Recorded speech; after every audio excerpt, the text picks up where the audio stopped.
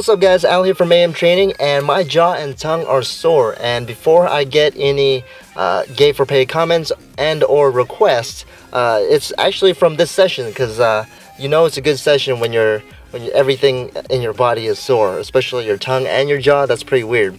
But you know, I've heard of really elite powerlifters break teeth trying to complete lifts. So I'm not at that status yet, and I don't know if I want to be you know, teeth breaking status, because that would be a horrible dentist trip.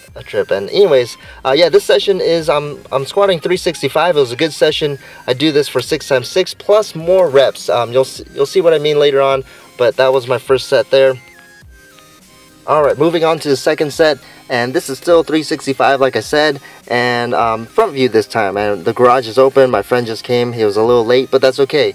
It's okay that he was late, because it kind of takes a long time for me to warm up compared to him. It just has a little bit more weight on the bar, and this is what I mean by extra reps, because this right here is my second set.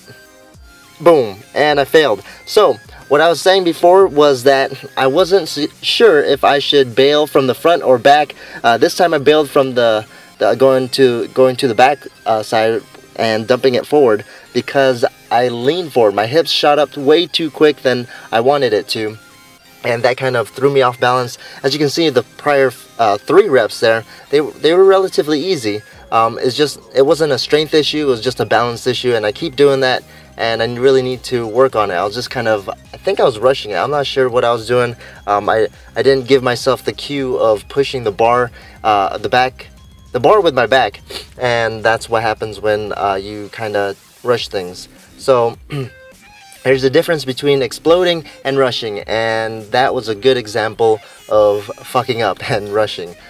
And that's what I meant by doing extra reps, because that set was only 3, and I end up doing 5 more sets after that. So I end up doing 6x6 plus the extra 3, and my Asian math skills tell me that that's a total of 39 reps. So I know it was a really good session. I also know it's a really good session when I start to have little you know, popped capillaries in my face, like little blood vessels that pop and little red dots.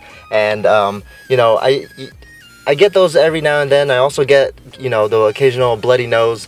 I actually have had a bloody nose scare, and I checked to see if I had a bloody nose, because I felt like, you know how when you have a bloody nose, it comes out really quick. No, that was not the case. It was just wetter. It was just wet boogers for me. It was just really watery boogers for me, actually. Speaking of which, you know, in my line of work as a physical therapy aide, I meet a lot of people, and some of those people have, you know, they have boogers. They have booger in the nose, and they don't know it. They have a little, you know, jumper at the window, if so to speak.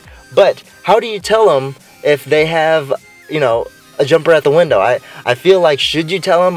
It's that awkward phase, that awkward moment where you're like, oh, should I just let it go? And I know exactly what to do now. I've figured this out, and it's less awkward for, you know, the stranger plus you.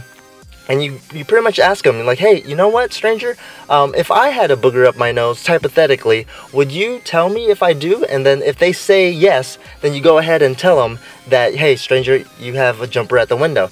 But if they say no, it's perfectly okay to walk away, because if they find out later on, if they go to the bathroom and they see that little guy, the little bat in the bat cave, they'll see that, you know, oh, that's why he didn't tell me, because I said no as well. So it's perfectly, it's a great solution, and you know, they won't be mad, because that would be kind of hypocritical of them to say, to get mad if no one told them, because, you know, if they say no, then they don't want to, you know, they can't fault you for not telling them that, you know, they had that little guy flapping in and out.